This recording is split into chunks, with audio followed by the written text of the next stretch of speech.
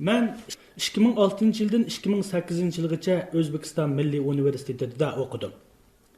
Ben Uyg'ur adabiyotidagi, Uyg'ur klassik adabiyotidagi mashhur shoir Zalilini tadqiq qilish jarayonida O'zbekistonda Navoiyning tadqiq qilinishi haqidagi ahvollar bilan tanishdim. Turli ilmiy faoliyatlarga qatnashdim. Shu jarayonda 2007-yilgi O'zbekiston Milliy Universitetida Alisher Navoiy tug'ilganligining 567 yilligi munosabati bo'yicha katta ilmiy anjuman bo'lib o'tdi.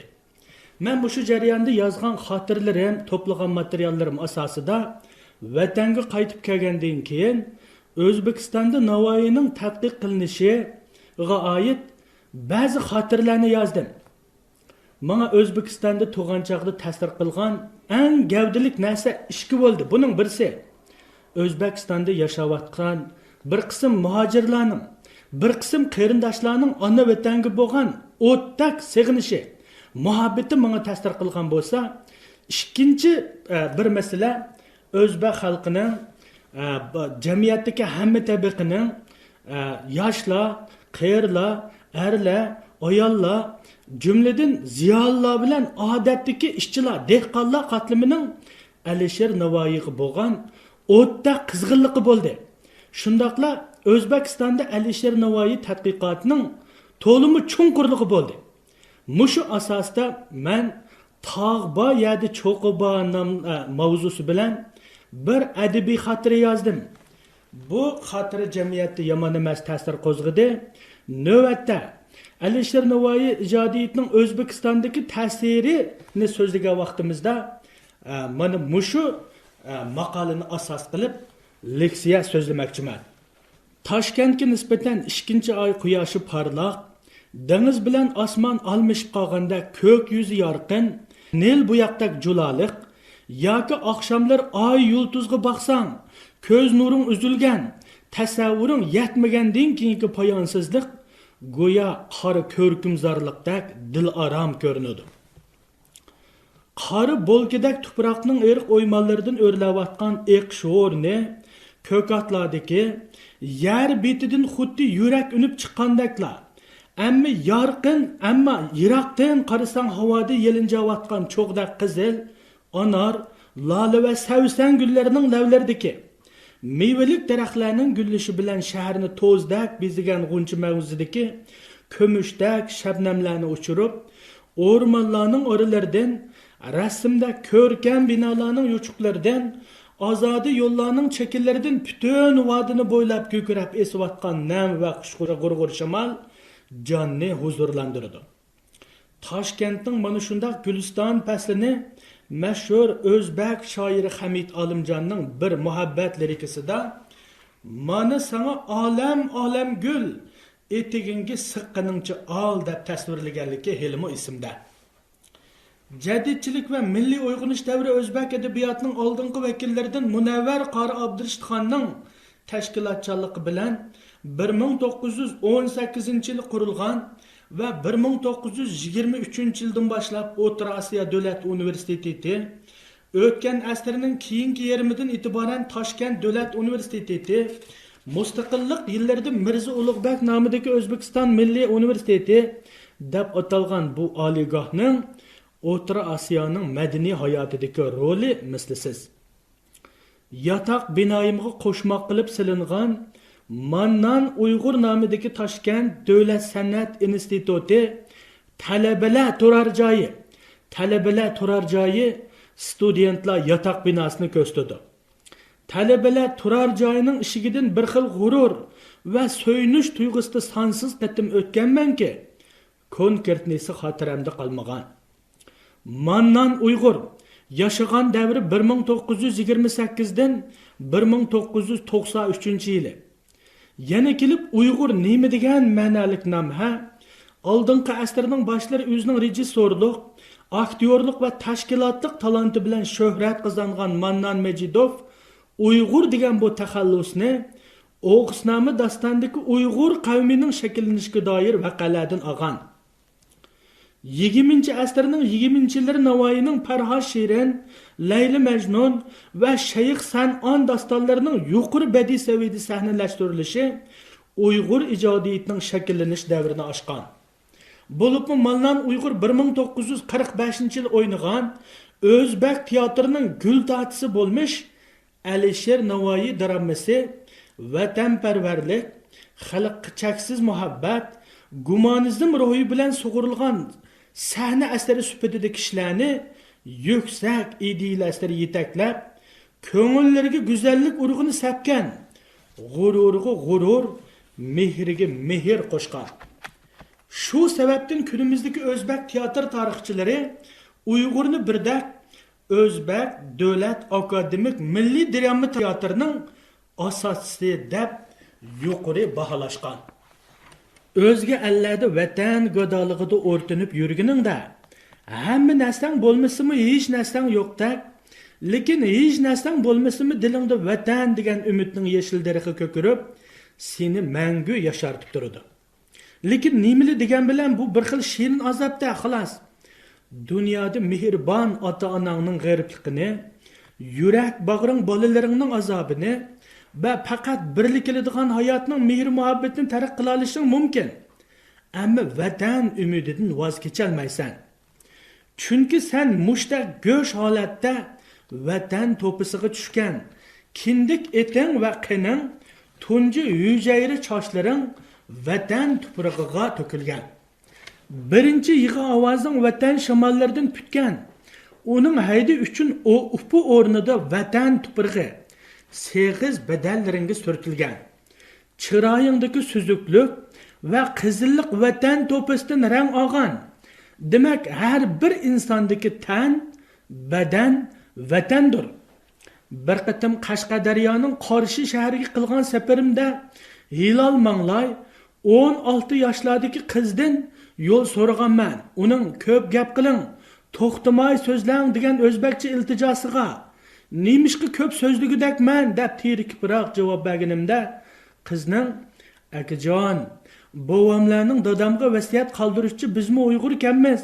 Men ömrümde Uyg'urcha yig'lamagan, kulmagan. Bizning Uyg'urcha gap nima degan tatliq, nima degan xushnava. Men sizni onamga deyman" deb cho'p-cho'ng qizning yig'lam sirg'incha yugurib, uyga kirib ketganligi ko'z quruchig'imda qaytib qolgan. Demak, vatandan agib yashagan hayot kajkuz manzarasidek zafaran va fojiadir. Bizdan nurg'un shoirlar, vatanim, yering kang, boylig'ing mo'l va suvlaring alvak bo'lg'achqa seni so'yman deb yozishgan. Sa'd va Namrat bo'lsa ular ota-onasidan voz kechamdikini anglab bularning javoblarini. Lekin yot el hayotidagi ona yurt sig'inchi menga vatanni so'zsiz, umidsiz, maqsadsiz va barcha manfaatdorlikdan mustasno oldi so'yishni o'rgatdi. Chunki vatan bizning taqdirimizda. U sajdagoh kabi muqaddasdir. Shunday qilib 2007-yil Novruzning harpa oyi bo'lgan fevral hayotimdagi unutilmas damlar bo'lib, 9-fevral Alisher Navoiy tug'ilgan xotira kun edi. Bugun butun O'zbekiston hududida bu ulug' mutafakkur shoirning tavallud ayyomi munosabati bilan dog'dig'iliq tabriklash faoliyatlari o'tkazildi ekan. Demak, har yili 2-oyning 9-kuni O'zbek xalqi uchun norasmiy shodiyona bayram. Navoiy tug'ilganligiga 566 yil bo'lgan bu xosiyatli juma men chet ellardagi hayotimda qatnashgan va yuqori milliy iftixorda nishonlangan ta'sirlik ma'raka sifatida men uchun umrlik armondir. Shu kuni atdiganda men ustozim Nurboy Jahparovning yetakchiligida Milliy universitet O'zbek filologiyasi fakultetining to'limi chiroyli va ratli kiyingan yuqori kurs talabalari bilan ozoda ham bog'i bo'stonliq xalqlar do'stlik maydoniga keldik. Atdigangi toshgan quyoshi tarak bo'yi o'rligiga qaramay, haroratlik va yiqimliq edi. Biz kelganda oli yeshil bayroqlar, rang-rang lintalar va turli tuman gul cho'chaklarga purkangan maydon allaqachon hayit kayfiyatidagi minglagan odamlarning shodlik bog'chasiga aylangandi. oliy ma'muriylar, harbiylar, shoir olimlar, o'qituvchi muallimlar ishqilib poytaxtki davlatning hamma yerdan kelgandir. Ziyorat va tijorat ahli bo'lib, huzur kiyingan kishilarning chehrida bir xil faxriyat tuyg'usi javlon qiladi. Buni bir shoirning tug'ilgan xotir marikasi degandan ko'ra, eng yaxshisi davlatning mustaqillik tantanasi degan tuzukidi. Maydonda muqomchilarning Navoiyning Qora ko'zim, Junun vodisida va Munojat qatorli g'azallarga ishlangan mungluq naqshlar yangraydi. Artistlar usulga tushganda, shoirlar bu ulug' murabbiy tarafida hayajon bilan she'r deklamatsiya qilsa, o'quvchilar Alisher Navoiy g'azallariga xo'r aytadi. Tadqiqotchilar Navoiy ijodiyati haqida talqin olib borsa, yana boshqalar shoirning albaxti davlat tinchligi uchun qilgan yaxshi ishlari haqida hayajonlanib so'zlaydi. Chorak kam soat 9larda Amerikaning rasmiy boshlanganligi jakarlanib, oldi bilan prezidentning vakillari Navoiy haykaliga gul chambar qo'ydi. Keyin O'zbekiston Fanlar akademiyasining Alisher Navoiy nomidagi Til va adabiyot instituti, ondin Alisher Navoiy nomidagi poytaxt davlat kutubxonasi, yana Toshkent shahriningOvat va Go'zal Navoiy ko'chasida joylashgan Alisher Navoiy nomidagi adabiyot muzey qatorliq yuzlagan o'rinlar shoirga gul taqdim qildi. Endilikda Zafar darvoza shaklli peshayvonning ostidagi igi supaga qattirilgan, bir qo'lida qaysidir bir divonni tutquncha xiyolga patgan qiyofatdagi Navoiyning butun gavdali ko'rkam haykali Gul dengizining markaziga aylangandi. Shoir yoshligida so'ygan qizi Guliga atab ishqiy g'azallarni yozganda gulzorlik beg'ida mana shunday qiyofatda rang-gorang gullardan ilhomlangan bo'g'aydi deganlar xiyolimdan kechdida, bugungi faoliyatning yana bir markazi O'zbekiston Navoiy shunosligining beshiga bo'lgan Alisher Navoiy nomidagi davlat adabiyot muzeyiga yetib keldim. Muzey Navoiy ko'chasining boshlanish nuqtasi bo'lgan mashhur Ko'kildosh madrasa yoki Chorsu bozoridan alohizal 2 bekat yiroqlikdagi O'zbekiston matbuot va axborot agentligi binosining qarshisiga, ya'ni yo'lning shimol tarafiga joylashgan bo'lib, bino oldidagi o'rmonlik maydonning o'rtasiga taxminan 10 necha metr egizlikdagi shoirning butun gavdalik marmar haykali qattirilgan.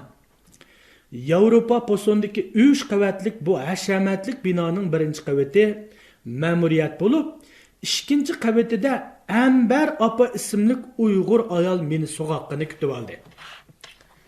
Assalomu alaykum opa. Urumchidan keldim. Navoiy muzeyida sizning borligingizni anglab, xeyli burilib ko'rib kelishni o'ylagan bo'lsam-mi? Kechikib qoldim. Salomatmisiz? Salom berdim ayolga. Yaxshimisiz? Mushunchilik tuduq o'g'lim. Oddili javob qaytudi ayol. Ambar opa 60 yoshlardan halqagan ayol bo'lib, uning bo'shishib ketgan yuzlaridagi o'michuk turda qo'riqlar hayot sarguzashtini ro'shan ishorat berib tursa, gap qilgandagi xursinishlardan azobli, pushaymonlik bir yurakning nidosi kelib turadi. Opa, sizlar burundan mushu yerlarda yashaganmi yoki keyingi yillarda Sovet yeriga kelganmi? Hozirgi ahvolingiz qandoq? So'radim ayoldan gapni lo'nda qilib va hamma qiziqadigan savolni takrorlab. Tursunjon, balam, eysam gap bo'ludi, aytmasam dard. Toza yeg'irimni cho'qchiladingiz. Ota-onamning g'erib qabri qolgan va ularning yolg'iz farzandi bo'lgan men o'ynab o'sgan ona vatandan kapsiz. Bu gaplarning men uchun hech qanday ahamiyati qolmagan. Zo'rg'iroq va qiydavroq so'zni davomlashtirdi opa. Biz 1960-yillarda Xudoyimning urushi bilan G'uljidin Qirg'izistonning Ush degan yeriga ko'chib keldik. Siz dunyoda yuragi yo'q odamning borligiga ishonamsiz? Shu odam dal men. Ayol gapni amdili boshlab, qimmatlik narsasini yo'qotib qo'ygan odamdek qonida yig'layapti. Men o'ng'aysizlanmoqda edim. Ambar opaning sal pig'oni pastlagandan keyin yana ostaroq so'zlashga boshladi. Shu chog'larda menga dunyo baxmi qalaymi qandak? Atliq, ishaklik uchirganlikqa odamlarning hammasi dunyoning qayergadir ko'chib ketayotgandek bilinadi. Cho'nglar, bolalar, ishqilib bizdek musofirlar kimning bir kigiz yeri paxtadak uyi bo'lsa, shu yerga yig'ilib, ertasi nima ish qilib, qayerga berish to'g'risida gap qilishadi. Ularning Egizdan Issiqko'l bo'ylari, Qashqarga yaqin Sog'un va Qorako'l shaharlarida burundan Uyg'urlarning yashaydiganligini angladim. Bizmi shularni tortishib kelgan bo'lsak kerak.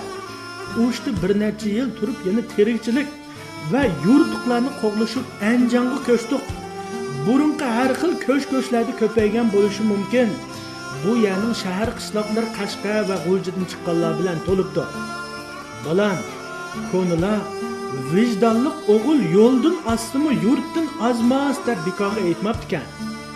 Tug'ilib o'sgan yeringdan bir ayrildingmi? Qo'ng'ing zadili simaydi ekan.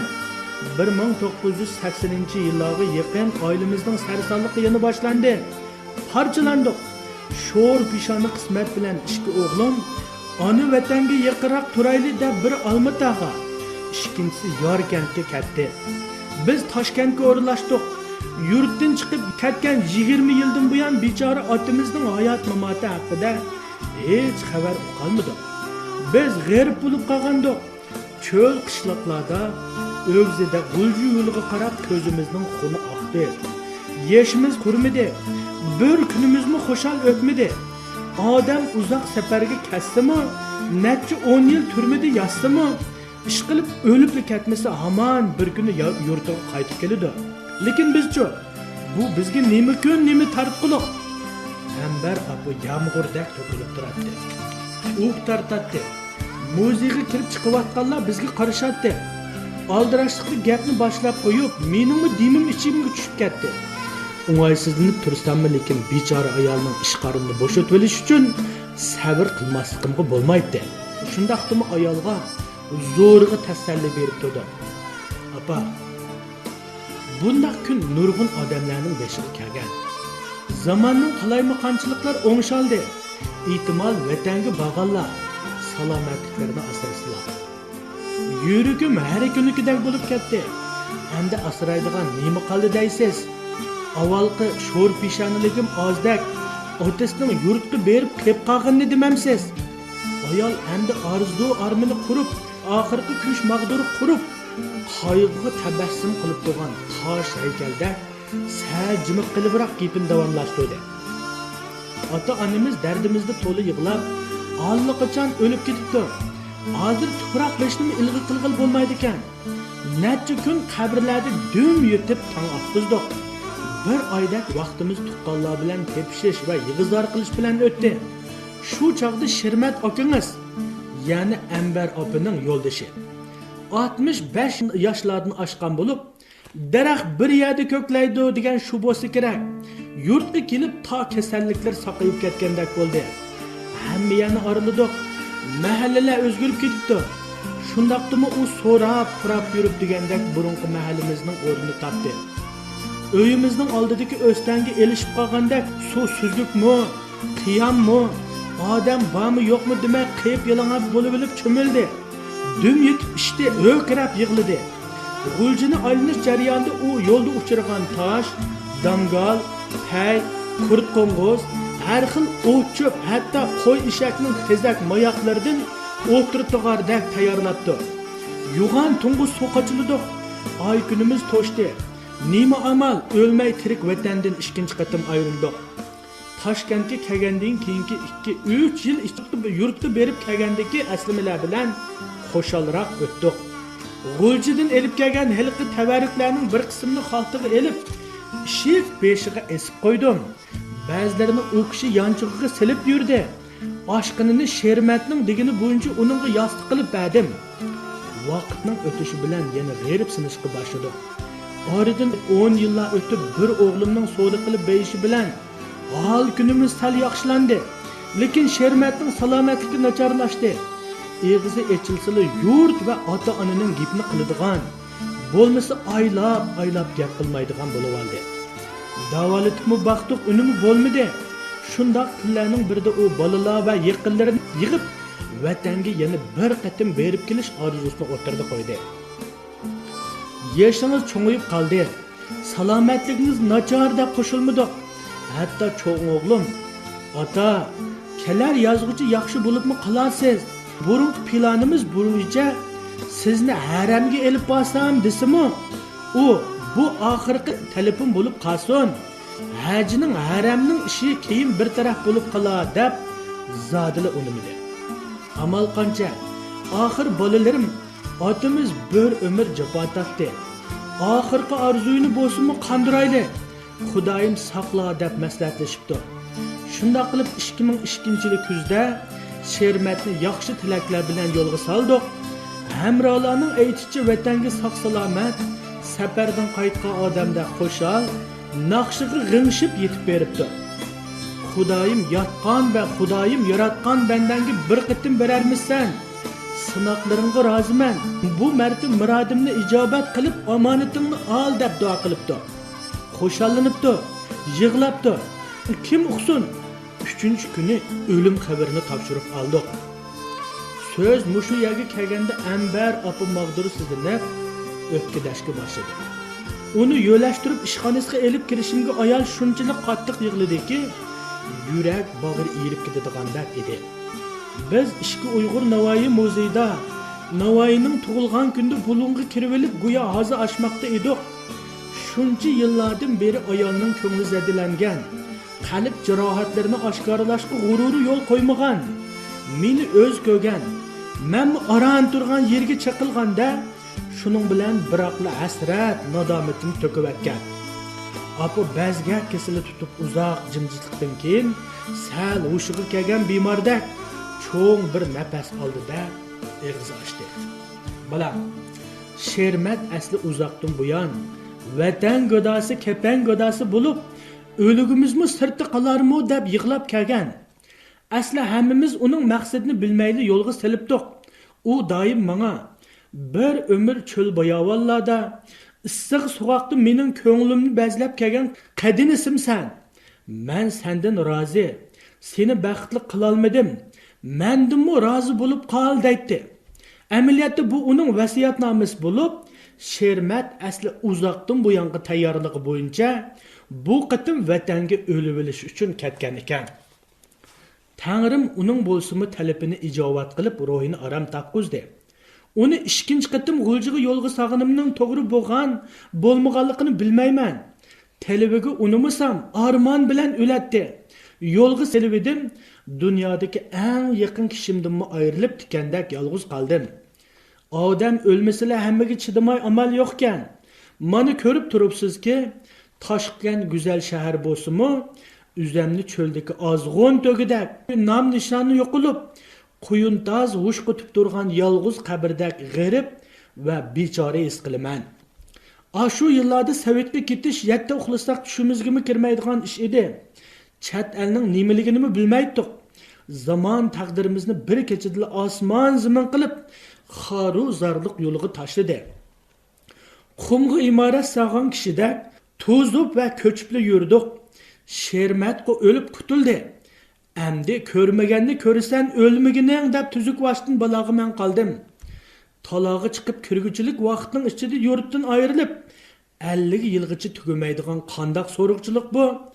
Ayolning umr musofirchiligi bayoni xuddi Shakespeare tragediyalariga o'xshash bo'lgancha shiddatlanib va yangidan yangi taajjub tug'dirib davom qilmoqda edi. Yana qandoq bo'la apa? So'radim hikoyani oxirlashtirish maqsadida taqatsizlanib. O'zgaga sodiq bo'lib qilsangmi havas, u sana ishinib, "Ey o'g'lim" demas deb tikan bolam danishmanlar. Necha kunda har xil o'rinlardan ilm adam kelib, "Eringizni teping, bo'lmasa o'lganlik isbotini chaqiring" deb avora qiladi. O'lganga yana qandoq isbot kerak bo'lsin? To'li yig'lab yoshlar qurib ketgan bo'lsa kerak, opa o'pkida aytdi. Bedenler kirishib qolgandek lag'ildab titraydi. Vaqt intayin tez yoki osti o'tmoqda. Meningmi burut soqollarimdan yosh oqmoqda edi. Shu topda Ambar opaga qanchalik histoshlik qilmay, uningga quruq tasallidan boshqa hech ish qilib bera olmaydim. Dal shu chaqda sirtdan anglangan, "Ambar opa, sizni militsiya so'rashibdi" degan ovoz bilan tang suhbatimiz uzildi. Biz xo'shlashdik. Keyin men opini qayta izohlab bag'inimda u ishqi kelmabdi. Shuningdan e'tiboran har qatim Navoiy muzeyidan o'tganda Ambar opining ufuqdagi sunuq, iltijoliq qiyofati ko'z oldimda gavdalanadigan bo'ldi. Taqdir va zamonning uni yana qandoq qo'ldirilayotganligi haqidagi o'ylar zotli xiyolimdan chiqmas bo'lib qoldi. Shunday qilib men asli planim bo'yicha Navoiy muzeyini aldirash aylanishga boshladim. Muzey amaliyotda Navoiyni markaz qilib, Bobur Mirzadan hozirgi zamon o'zbek ziyolilarigacha intayin boy mazmunlarni o'z ichiga olgan salon ekan. Masalan, ikkinchi qavatdan boshlangan Navoiy qismiga shoirning haykali, divorlarining turli variantlari, asarlarga ishlangan qistirma rasmlar, Sultan Hüseyin Bayqaraning shoir haqidagi farmonlari, Navoiyning maktublari, Hirot shahrining rasm va modellik tarixiy qiyofati, shoir qurdirgan ba'zi inshootlarning ko'rinishi, uyi va maqbarasining qiyofati, çağdaş rasmlar sızgan Navoiy portretlari, adib hayotiga doir turli hujjat va vasiqalar, shoir asarlarining boshqa tillardagi tarjimalari, shu zamondan hozirgacha O'zbekistondan chet ellargacha bo'lgan Navoiyshunoslar va ularning tadqiqotlari bakmi ilmiy va editli tizilgan.